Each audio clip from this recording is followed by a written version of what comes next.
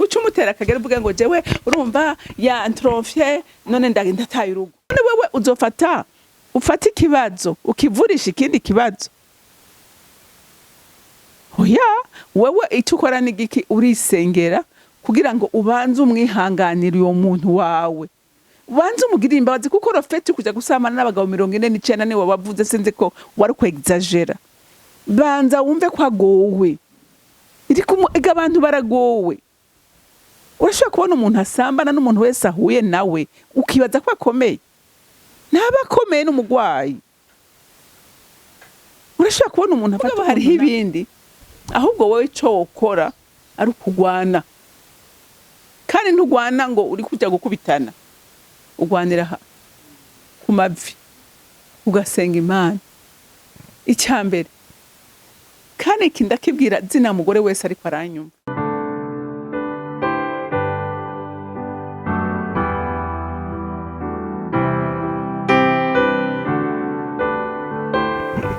Shalom shalom bakunzi bacu bene data tubana kw'imboneshakure hori CANAAN TV turabaramukije mu izina rya Kristo Yesu. Birashoboka ko dukurikiye ari ubwa mbere kwiki kimenyesha makuru canke imboneshakure hori CANAAN TV tubashitsako ubutumwa bwiza tubashitsako ibiganiro bitandukanye harimo n'ivy'umuryango n'ijambo ry'Imana muri rusange. Cyane ko tubizi ko ari Imana iganira n'umuntu mw'ijambo ryayo.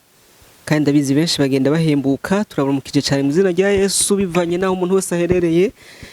Tugize umugisha kandi wo gushobora kuganira n'umuvyeyi aradufasha akatwigisha inyigisho zitandukanye twagiye muramutse mumeze neza.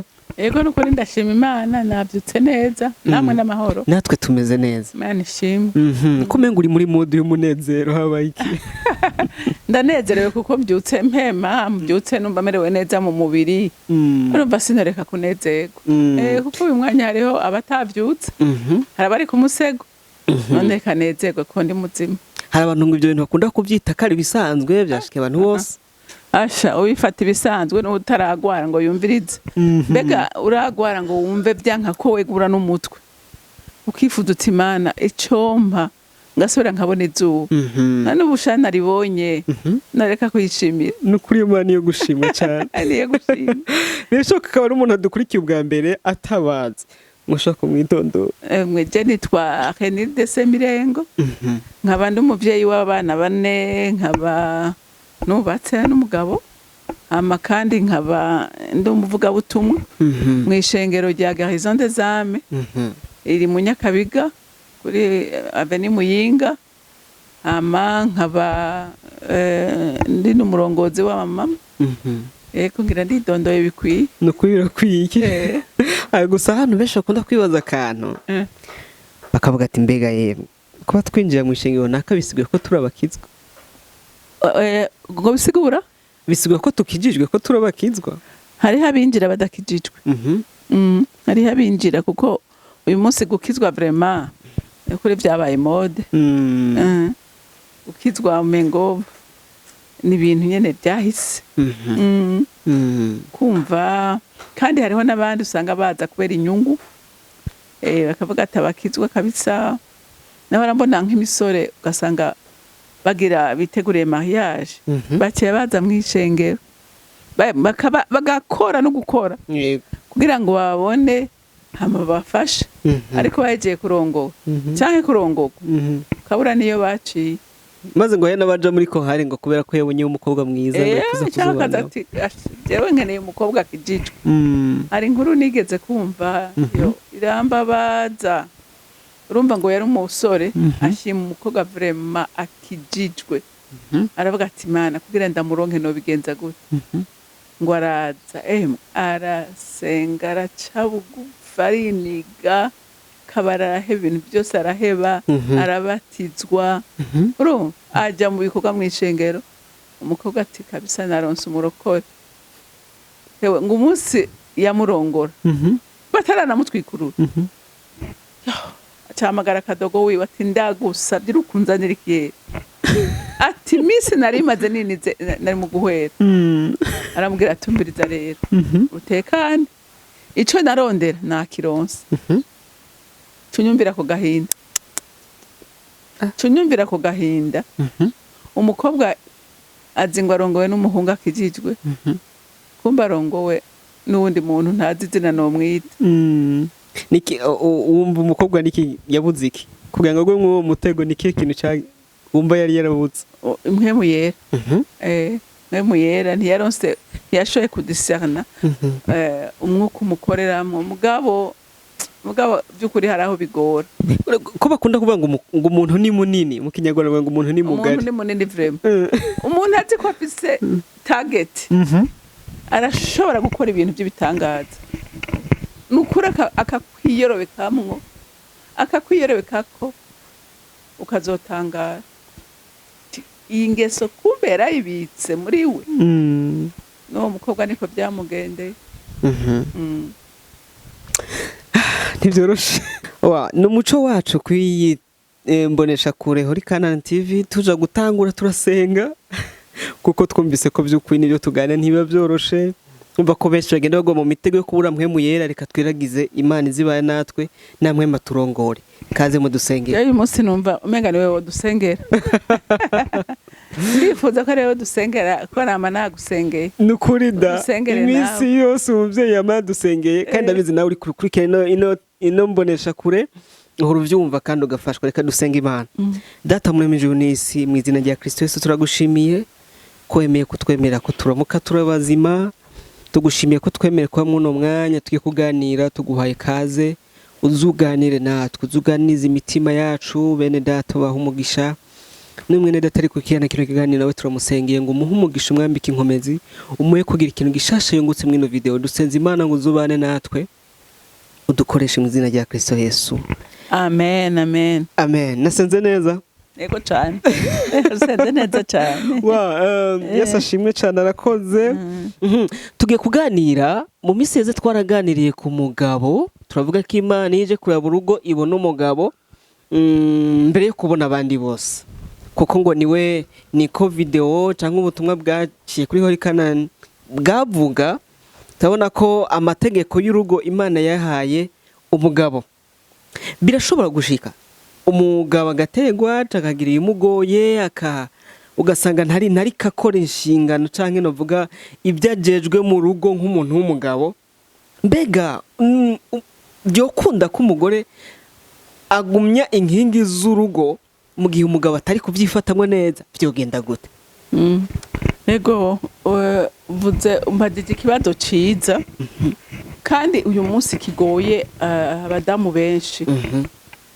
umudamu iyo agiye kugira mariage agumana ishusho y'umugabo yamufiyanshije akaguma yiyumvira ko ya majambo yamubarira twa dutelefone twa misi yose twa dusorti twa misi yose bizoguma gutyo hariho abagore bavyumvira gutyo agaca avuga ati none kumbe wa muntu yafiyansa wa muntu yambwira ya majambo n'uyu tubana ndababwire mwabadamu naranakivuze ku bagabo burya kahise k'umuntu n'ingene Imana yaremye umuntu n'ibintu bikomeye muri kamere k'abagabo n'abantu umengo ibintu byose bikogwa mbega nawe bivuga gute n'amaetape acamwe arakorera kimwe akakirangiza akaja ku kindi akakirangiza urumva kandi yakirangije umengana amahoro rero umugabo iyo ariko arakora ikintu arashobora gushiramo umutima n'ubwenge n'ubutunzi n'inkomezi ziwe zose akabishira muri ico gikorwa ariko arakora cyane cyane ariko ararondera noneho umukenyezi arakora ibishoboka byose kugira ngo amuronke akamwereka umva nibyo adafise nara numva ngo nabaja kutira imiduga agatwara umuduga yatiye kugira ngo ashobore kuraba ingene yoganya uwo mukobwa cyangwa ugasanga ari kwaragurana udufaranga gauche à droite kugira ngo agire iki aronke uwo mukobwa, ugasanga bari n'abatira amazu aragerageza agashiramo inkomezi zose zishoboka. Rero urumva kimwe mwumva ingene akora ikintu akacishiramwo wese akirangiza akaba yumenga byaheze. Mugabo hariho ababikora nabi, hariho n'ababikora yego mugabo bakabandanya bamenya ko n'uwo muntu afise uruhara rukomeye kandi anagukeneye na wewe, ariko hariho abavyibagira ukamenga byose vyatunganye. Rero gihe umugore atabimenye neza, hariho n'ikintu navuze nti kahise, hariho n'abantu usanga basa kahise kabi batigeze babona agaciro ku rugo iwabo, atigeze akabona, uwo ntazoza ngo akagire ngo nuko yubatse. Ivyo byose umugore w'ubwenge arinda kuraba ivyo byose, arinda kuraba ivyo byose. Mbega uyu munsi ko umugabo wanje yahindutse, mbega ni kwaremwe canke ni bikomere yahuye nabyo mu muryango iwabo.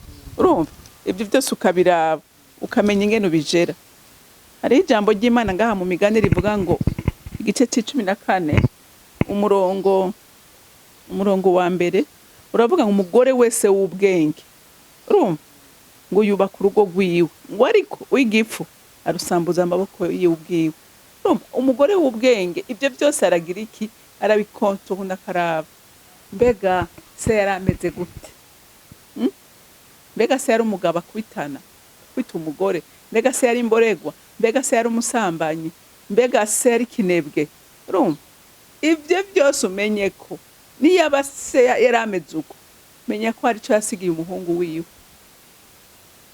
Rero uzi ubwenge ukora iki? Ntuce umutera akagere, ntuce umutera akagere uvuge ngo jewe urumva ya introfie none ndataye urugo. Hari ikiganiro twigeze kugira ndagusubiza inyuma, hariho abashaka kuba babikora kubera iki? Kubera bikuvuye ko wewe. Igihe umugore atuma umugabo wiwe amukorera amakosa, hakaba n'uwundi avuga ati jewe by'ukuri nta kosa mfise, mugabo ni yangeso. Urumva nivyo byose uteza kubimenya, karaba ko ari ibyo yahuye nabyo mu buto bwiwe. Rero igihe ibyo byose ugiye kubirimbura kukabona igituma uyo muntu afise iyo comportement, wewe ucumenya kugira iki, uhagarara nk'umufasha by'ukuri. Muribuka ko ijambo ry'Imana rivuga ngo Imana ngo yitegereze uyu mugabo, irabona ati kabisa uyu mugabo arakwiriye umufasha, irakwiriye umufasha, mufata amaboko kugira ngo urugo ndamuhaye ashobore kuzorujyana neza, ashobore guhagarara mu gihengeri cy'umugabo. Aho umugabo adashoboye, umugore w'ubwenge akahagarara. Kubera iki? Kubera uri umufasha. Kandi naranavuze nti umugore unaravye, turavye ingene umutumwa ungana, canke dushaka dufate inzu, reka dufate inzu. Urumva umugabo ni plafo, urumva ibaze nk'inzu, inzu yose urabona ingene ingana, uraba irimwo amadirisha, irimwo imiryango, irimwo ivyumba, irimwo amadushe, irimwo intebe, irimwo ibintu byose. Ibaze haje nk'igihuhusi kigatwara hejuru kaca kibomora n'iyi nzu. Ici gitwaye hejuru niyo tobomora inzu, ubona ico bagikomeye ari giki? Kibomo y'inzu cyo gikomeye. Rero umugore igihe abomotse, umugore igihe adendebukiwe, ntahagarare neza ngo abanze arabe ibintu uko bimeze. Urumva ibintu byose biraparangana mu rugo, ariko arashobora guhagarara, agahagarara akavuga ati uko bimeze kose ndategeza kurita gushikaho urugo ndarufata mu ntoke, kubera ubundi yananiwe. Uri kuranyumva? Ikitobaho bakagisakara byoroshe, mugabo hasi byo twara uburyo bwinshi. Rero umugore igihe adahagaze ngo agire ubwenge, abanza arabe igituma uyo mugabo ariko agira iyo comportement, niyo ariyo kamere yiwe, amenye gupfukama agasenga Imana, kegera Imana agasenga, kuko ubundi wahuye n'uwo kandi w'Imana niwe yagutoranije, kandi yabonye ko wewe wonamushobora ukamwamira ivyamo, ndetse ukanamushobora no kumuhindura. kuko twarabonye abagore benshi bitwaye neza bahindura abagabo babo, abandi nabo bitwara neza bahagarara mu ngo zabo zirakomera ntiyaba igihengeri. Rero biragusaba kugira ubwenge ukaraba igituma uyo muntu wawe ameze gutyo, sivyo? Kuko hari imvo nyinshi zituma umuntu akora ibintu bibi. Twarabonye ibikomere ko bituma umuntu akora nabi, tukabona umuntu ibyo yabonye, ibintu yabonye iwabo ugasanga nawe ariko akora nk'ibyo, cyangwa ugasanga n'umuntu ubuzima ngira yamaze yabufashe uko, cyangwa ugasanga yagiye mu bindi bintu wabona yahaye priorite gusumba wewe. Kuko hariho nk'umugabo avuga ati jewe naba narongoye umugore narabi ibyo ngaho yegenda agiye kuraba ibindi biduteza imbere, we nawe ushaka umujyana buhoro buhoro ugasanga n'ibindi uri kurabimwuzanamo buhoro buhoro. Mugabe bigusaba iki? Ugusaba bwa bwenge bw'Imana, bigusaba yampwemuyera twavuga ko umwegera ugasenga Imana, ijoro n'umurango kugira ngo icyambere iguhe inkomezi zo kwihangana. Kuko kubaka no kwihangana, kuko uhahuriramo n'ibintu bikomeye. Mugabe igihe uri umugore azi icyo ashaka, urasenga Imana, ukamenya ingeso y'umugabo wawe, ukamenya intege nke ziwe, ukamenya kuzifuka. Mugabo utari uw'ubwenge ntuzifuka, ahubwo urazandagaza. Ariko umugore w'ubwenge amenya gufuka ingeso y'umugabo wiwe. Kandi Imana nayo nukuri hagarara nawe ikaguhezagira. Murakoze cyane, mutubwiye ibintu numva bihambaye cyane. Ni hehe umugore ashobora kugera ubwo avuga ati aha ndumva bitagishoboka ko nihangana birandengeye? Ni hehe? Urazi Gatieri, ahantu nabonye vraiment bigoye n'igihe ubuzima bwawe ubona ko buri andanje, ko hariho abantu usanga bageze muri depression imwe yo hejuru. Kuko umugabo akwita umugore aba ari umudepressive. Nta mugabo n'umwe abaho yisoneye yoshaka kubita umugore. Umva ndakivugiye ngaha kumbonesha kure, kandi ndazi ko iki kizogera kure. Ukabona kubita umugore uri deprime, kuko cyambere urazi kumurusha inguvu, icyambere urazi ko ari we warinda kumupoteja. Naho yaba yakoze ikosa, si umwana ufata inkoni ngo ukubite ngo ukosore kwera inkoni, ariko wo kwicara ukamwereka buhoro buhoro, ukamubwira ati umviriza mugore wanje nkunda ingeso ntayo nkunda, itware gutya na gutya. Urumva muga kubona ubangura inkoni, ubuho hariho n'ababangura imipanga n'incabiti n'amasuka n'ibintu byose. Ubonye bigeze kuri urwo rugezo, nukuri aho oye biragoye ko byihanganira. Nanjye sino kwankuraje ngo ugume muri ivyo bintu. Mugabo hariho ibindi ahubwo wowe cyo ukora ari ukugwana, kandi ntugwana ngo uri kujya gukubitana, ugwanira ku mavi ugasenga Imana icyambere. Kandi kindakibwira zina mugore wese ariko aranyumva,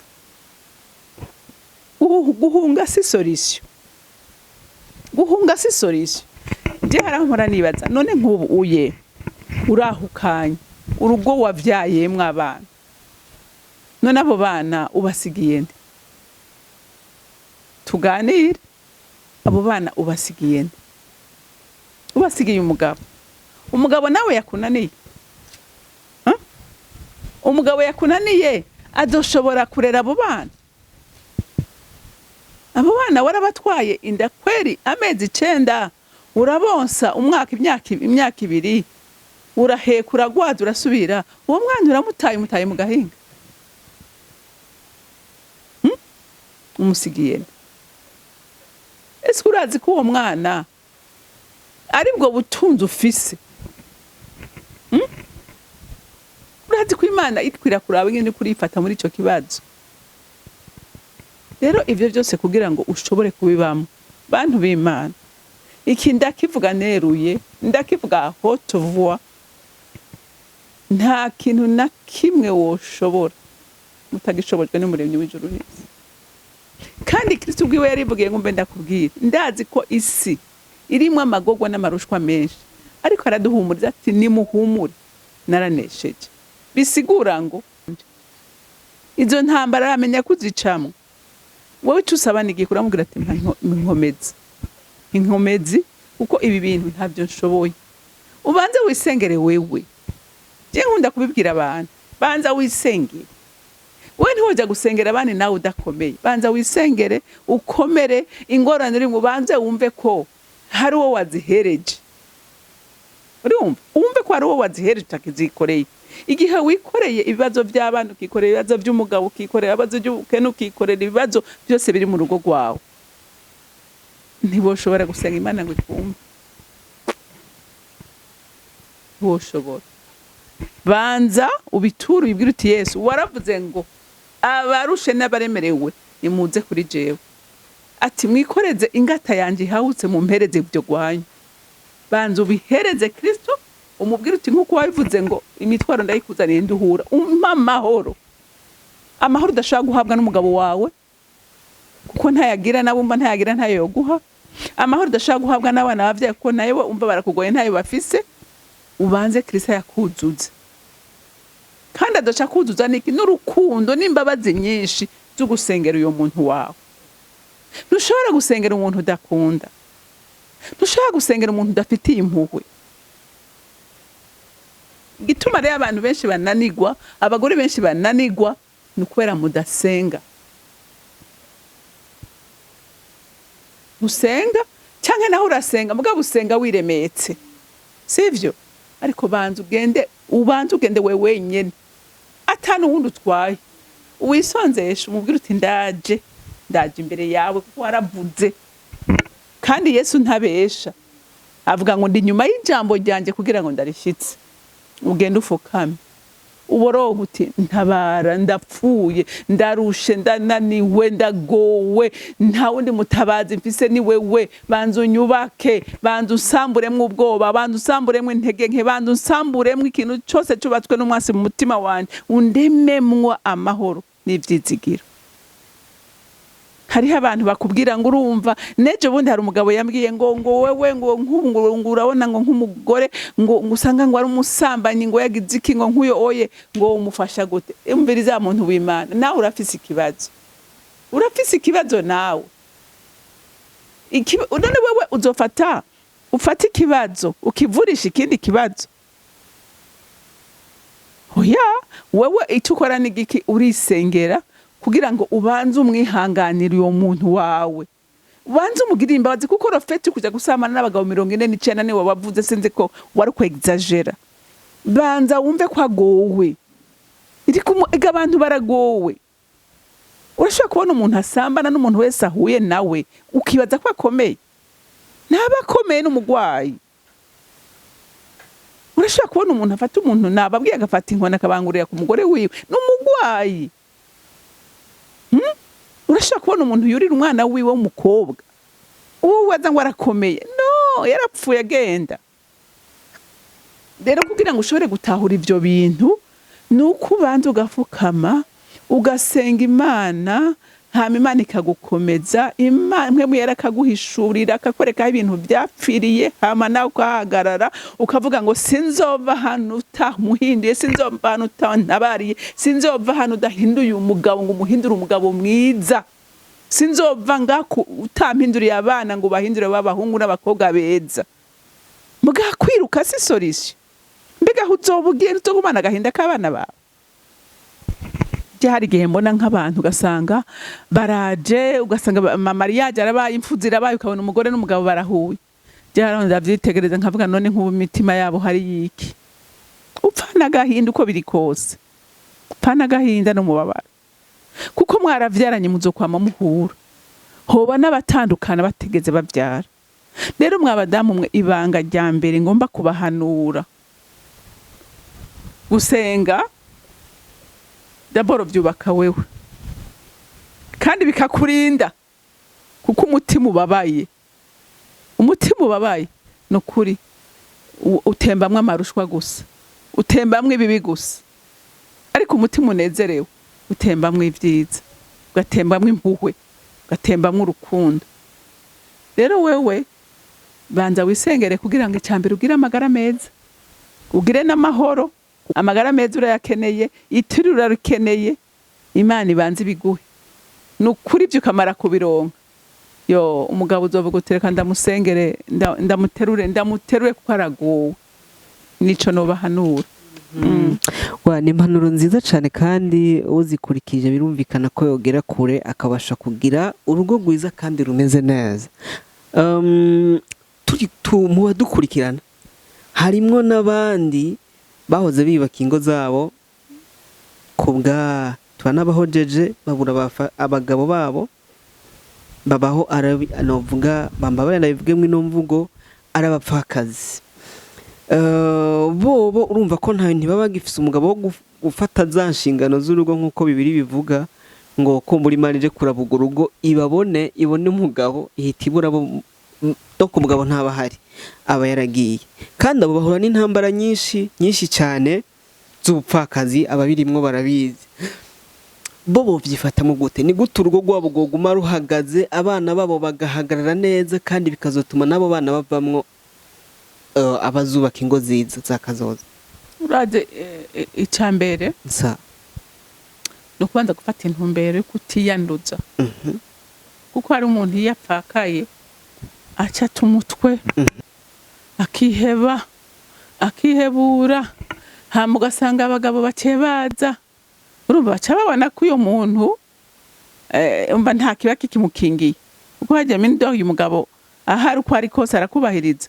Suba ari we wese ashobora kuza kuguhangara, mugabo igihe apfuye uwo ari we wese umenga gufise ko uburenganzira. Icambere no kuvuga ngo sinirekurira mu maboko uyo ari we wese, oya sinirekurira ku bandi bagabo. Urumva ukavuga ngo jewe Kristo yaravuze yuko ari umugabo w'abapfakazi, ukaja ku mavuga asenga ukamwibutsa ico yavuze.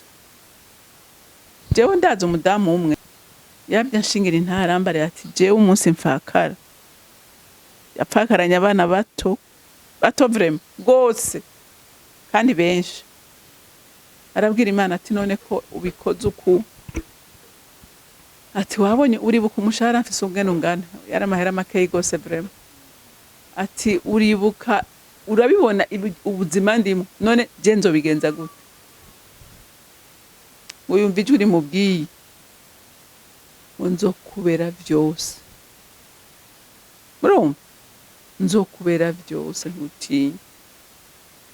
Ndakumenyesheje ko ntiyamenya abantu iyo bahagurutse bava, umwe agafata inzu, uwundi agafata amashuri y'abana, urumva n'umugore wona ari ekilibre, abana bari epanuwe. Abagabo suko bataje kumugerageza, ariko yarabimiriye akavuga ati umugabo mfise ni Kristo. Urumva amuhanga amaso. Je yarandahiye ati ndakubwira ati naho noba ntagira rasyo sinshobora gutelefona umuntu n'umwe, ico nkora ni giki, nja ku mavi ngasenga. Sheri nta mahera yo gusumira abana mfise. Ati simenye telefone zananye, simenye yakorotse ava kubera iki yafashe ikibanza cambere agishiramwo Yesu. Kandi bantu b'Imana, eka ikibazo tugira nanje ndishiramo ijambo ry'Imana turarivuga mugabo ntiturimeditako. Urumva umukozi w'Imana Atanazi niwe yavuze, atwigisha aravuga ngo abantu ijambo bari informé, turi informé, ariko ijambo twinforma ico Imana ivuga ku muntu wari we wese. Ariko umuntu aza kujyambika umubiri ni mpemu yera, ni watuma ijambo ryambara umubiri rikadukorera, ni mpemu yera. Urumva rero uyu munsi tutamenye ingene dusenga, tutikonexe by'ukuri n'uwo mwami, nabo bapfakaza ari abagabo ari abagore ngo bikonekte kuri uwo mwami. Urumva uzobivuga mugabo utabyizeye, uzobivuga utabyizeye ntacyo bizokumarira. Ariko ni wabyizera uyu mwami azokora, azogukorera. Hariho abantu benshi boshinga intahe bakazivuga, bakagushingira intebe bakavuga ngene babonye Imana, kandi tuzoja turatumira abantu batuganirize abo bapfakazi kwera baremesha abandi. Ikibazo nuko tutizera by'ukuri jana kwijana. Rero umupfakazi arafise ijambo rikomeye imbere y'Imana, kuko Imana irarabapfuhira gose ivuga ngo ndise w'imfubyi nka umugabo w'abapfakazi. Kandi wowe si nk'abagabo bo mw'isi, ntiyo kuvanga, ntiyo gukubita, ntiyo kubabaza. Ariko wewe mugira uwa mbere uraye ko azoguhemukira. Uyo mumama n'ukuri jewe arubaka umutima wanje, nkabona akerpwe Imana ari umwizigirwa. N'umwizigirwa abana biwe bakabarunderera amashuri hanze. Kubera iki? Kubera mve kandi nta n'umuntu numwe ndumva habwira ikibazo avuga ati co nkenye ndafukama ataca yimenya. Rero ni twebwe abavyeyi banyumva n'ukuri Yesu arabakunda, kandi Yesu ijambo ryiwe arariteramiye ari nyuma yaryo kugira ngo arishitse ku muntu wese. Mumwizere ntazobahemukira, ariko ni wamuvanga acavamo, nico kibazo. Yesu ntanigana, abonye winjije abandi aravuga ati sawa jewe singwana ntabari vare ngomba, ndagomba kuba jenyene. Nico kintu novuga ku bapfakazi. Aho bari bumvise ko babifisemwo uruhara kugira ngo bashobore kuhagarara neza ingo zabo zivemwo ingo nziza cyane. Noneho uvuze kuri bo, abana babo nabo bafata gute kugira ngo bazuvemwo, kubera kumva niba bagikuze bagifise igitsure c'abavyeyi bose bakwiye. Benshi ngira ngo bakurana carence iyo umuvyeyi ari we papa, ndiko ndavuga babandi usanga barabuze abapapa. Mbega uwo muvyeyi kwa kuntu ashobora guhagarara neza, iyo bikora gute kugira ngo babana nabo bazovemwo abana beza bazubakana ingo nziza, ntibize bitume kuba batabonye umuvyeyi wabo. Ego biragoye gusubiriza umuvyeyi, ariko basibagire ibishoboka. Urazi Gatiyeri, sa ikintu nabonye gisumba ibindi bintu vyose kwigisha, inyifato y'umuntu irigisha cyane. Abana igihe by'ukuri babona mama wabo n'umuntu akunda gusenga, mama wabo n'umuntu yiyubashe, mama wabo n'umuntu abigorera, n'umuntu abigorera akaronse aragapakaja nabo. Ndaguha nk'akarorero nk'uwo muvyeyi niyo ahuye n'umuntu akamuha nayo amuhaye ibihumbi 20, atashika bibwira abana ati ngaya amahera nakayampaye. Urumva ko hari ikintu yabareze bateramwo cyo gushima muri bo, kandi bakabona ko mama wabo nta kintu na kimwe abajyana. Mama wabo akantu kose aronse bayabiyumviriye. Mama wabo yabatoje indero yo gusenga. N'abana bakunda Imana kandi n'abana bamwubaha. Rero inyifato yawe wa mu mama we, inyifato yawe wa mu papa we, izotuma n'abana babamera neza. Kubera iki? Ubigisha kuraba mwijuru, ubigisha guhamagara Imana, kuko ijambo ry'Imana murumva ko rivuga ngo ndise w'imfubyi nkaba umugabo w'abapfakazi. Urumva rero ko mu mama by'ukuri igihe ariko arereka inzira nziza abana, naho ari umupfakazi, Imana by'ukuri iramushigikira. Iramushigikira, byose biva ku nyifato yiwe. Ntuwe wa muntu yiyandarika, ntuwe wa muntu agumuvuza induru, ariko ujya ku mavusenge byose ubimenyesha Imana, ngo mu gusenga no mu kwinginga no mu gukenguruka. Nukuri abana bazokubera umugisha. Ibyo ndabikubwiye, nta muntu yizigiye Imana ngo imumara amazi. Uyizigire, kandi n'abantu batoza indero nziza yo gusenga no kutiyandagaza, utwuronse duke mu dusangire, babone ko atacubimye, nabo bazokubera umugisha. Ntago nurangiza ntabaje kino kibazo abantu badukurikiranye bozo bavuga ati uyu muntu aratwibagiye. Birashoboka aho umukozi w'Imana ashobora kuba ari mwiza mu rusengero, arongora ishengero neza, ariko muhira iby'urugo atabikurikirana neza. ugasanga hari bitameze neza, urugo si sawa kandi kusengera ari sawa. Ico gihe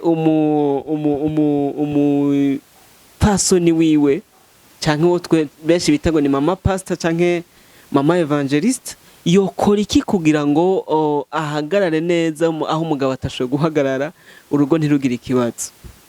Urumva icyambere cyo ngaruke gatoye ku bakozi b'Imana. Abakozi b'Imana by'ukuri barakunda kwitanga cyane cyane mu murimo w'Imana, ariko nagira nkubwire ko umurimo wa mbere ukomeye gusumba niyakorera mu icengero n'urugo rwiwe, kuko nago rega ruravuga, urugo ruravuga. Abana bawe baravuga inyifato yabo, ingendo yabo, umugore ingena ameze, ingena akunda igikorwa, ingena gushigikira, biravuga. Ni byiza rero yuko ubanza gukora mu rugo rwawe hakaba amahoro, hakaba umwumvikana, hakaba umunezero, kugira ngo no mu ishengero ya mavuta bakura muhira agenda atemba, agenda atemba. Hariho umuntu yambwiye inkuru ngo bajya kuramutsa abantu basengana n'umugabo wiwe. Hewe ngo yakize gusa kubabona baje, aca atangura kumubwira ngo ataranabakira, ati nukuri ndanezerewe kubona uje ndakubwira ingorane dufise ngaha muri uru rugo. Urumva atangura akubanza kwakira abashitsi, madamu atangura ku expose ingorane afitaniye n'umugabo wiwe. Urumva ko ari igitutsi gikomeye, kandi by'ukuri Imana ntishobora kuvumerera urwo rugo, ntishobora kuvumerera n'iryo shengero. Iriga amavuta atemba naye bari muri wewe, kandi niyatemba no kubandi urongoye. Rero bisigura ngo nukuri banza utunganye mu rugo, ubanze ibitagenda ubanze ubitunganye, kandi birashoboka. Intege nke z'umugore wawe uzimenye, inkomezi ziwe uzimenye, ahaba bayuhamenye, muhatunganye. Hamubone kuza gutunganya ishengero. Iri gishengero rikomeye niryo mu rugo. Niryo mu rugo ubanze uritunganye. Hama abadamu namwe by'ukuri nawe no kumenya intege nke z'umugabo wawe. Ntutushake kuzandagaza ahantu hose ubonye. No mu rushengero ngo umukozi isoni, ahubwo umurondera kanya mu biganire ko mu bivugane, hanyuma ari binasaba na ngombwa mworaba n'umwizigigwa muzi muhurije ko ashobora no kubahanura. Hama kandi mwige gusengera hamwe. Ariko urashaka kubona urongoye ishengero, ntushobora gusengana n'umugore wawe, ntushobora gusengana n'abana bawe. None ugiye muri iryo vuga butumwa atamasengesha guherekeje mu rugo bigenda gute? Umva hari icyo washaka gukora ngo gishoboke. Nibyo ubikora ubikora mu nkomezi zawe, ariko mpwemu yera ntarimo. Rero by'ukuri twige gutunganya ingo zacu neza. Ari abagore duhagarare neza, aho atashoboye menya ngo we ntaho ushoboye gutunganya, mugabo hari uri hejuru ashoboye gutunganya. Rero mwisunga umuhanga amaso kugira ngo ashobore kugutunganiriza urugo, akwigishe n'ubwenge. Twabonye ko umugore w'ubwenge yubaka urugo rwiwe, ariko uw'ikijuju ararusambura.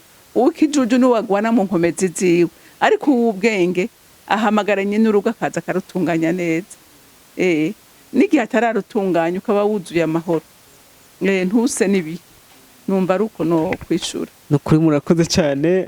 Turabashimiye cyane ku kanya mwaduhaye tukabasha kuganira bino bintu kandi bikomeye, kandi nze ko byubatse imiryango itari mike. Abadukurikiye ndabizi bafashijwe, turabashimiye. Murakoze cyane, Imana iguhe umugisha nawe. Amen. Ego. Tushimiye namwe mwabanye natwe mu kiganiro. N'icyaba cyaguhezagiye gisangize mugenza wawe, gisangiza abandi. Urumva ko twakoze ku mpande zitandukanye. Uwo wumva gishobora kuba cyamufashije cyangwa cyo mufasha kimuhereze, kandi uzobukore umugisha mu bwami bw'Imana. Turabashimiye, Imana ibahe umugisha cyane. Turangiza twagiye tumusabe none hadusengere. Kenda gusengere ko nawe wasengere. Yego murakoze. Uri Imana y'imbabazi n'urukundo, uri Imana ikunda umuryango, uri Imana ushigikiye, kuko ariho wacishije umugambi ukomeye wo kurema isi ndetse n'ishengero mukunzi mwiza, kuko mu muryango niho hava abakozi b'Imana, niho hava abaganzi b'ibihugu, niho hava abategetsi bakomeye, niho hava abantu b'icubahiro. None ndasenze ngo umanure ubushobozi bwa mu miryango yose, kandi nsenga senyagora ku ngoma uwari muri ntege nke wese ahangamiza amaso mu ijuru ko ari ubutabazi buva uzobukoze nyaguhoraho. Ndagushimiye kandi ndakuninaje, icubahiro cyose n'amashimwe yose aba yawe, mu izina rya Kristo Yesu nsenze nizeye kuvyumvise. Amen, amen. Mwarahezagiwe, mugira umunsi mwiza.